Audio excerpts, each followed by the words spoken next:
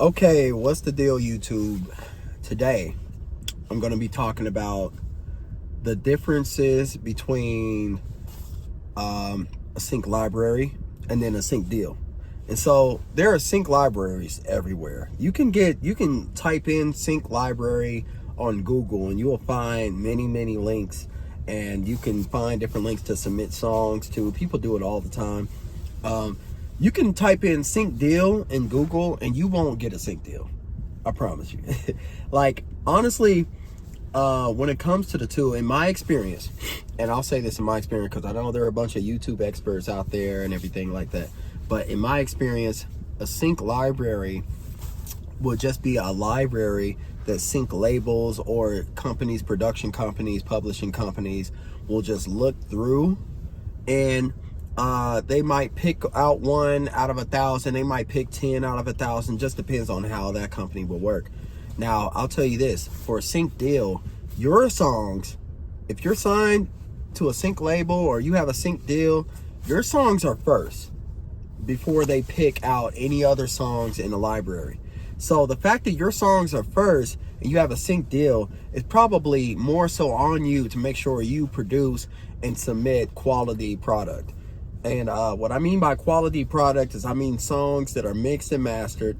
You want to send them correctly. You want to have and make sure everything. I'm gonna do a video as well on how to impress the sync companies, so they can take your song, they can do whatever they do. And I'll also talk about the differences on the types of sync deals that you can achieve and you can get. So like I said before in my last video, I have 3 different sync labels that I'm signed to. 2 of them are exclusive and 1 of them is non-exclusive. And just depends on the types of songs. It's just, you know, it really depends on the artist too.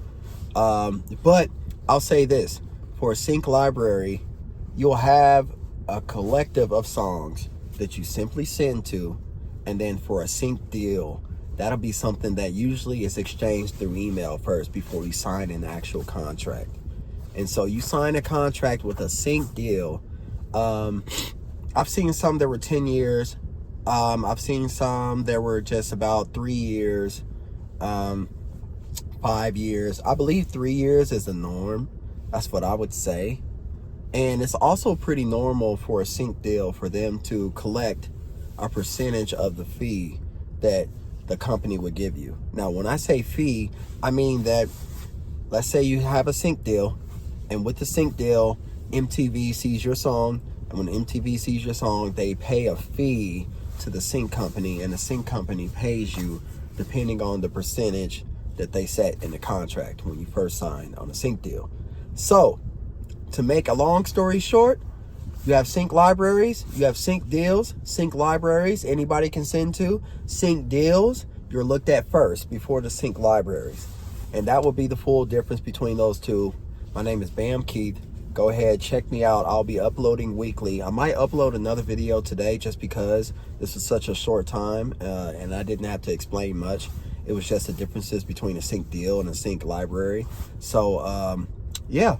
Let me be like other YouTubers out here. Like, comment, subscribe, do all that thing. Like the video, put the video in the algorithm, all that stuff, so we can teach more people how to get synced. I have more videos coming soon. Thanks, y'all.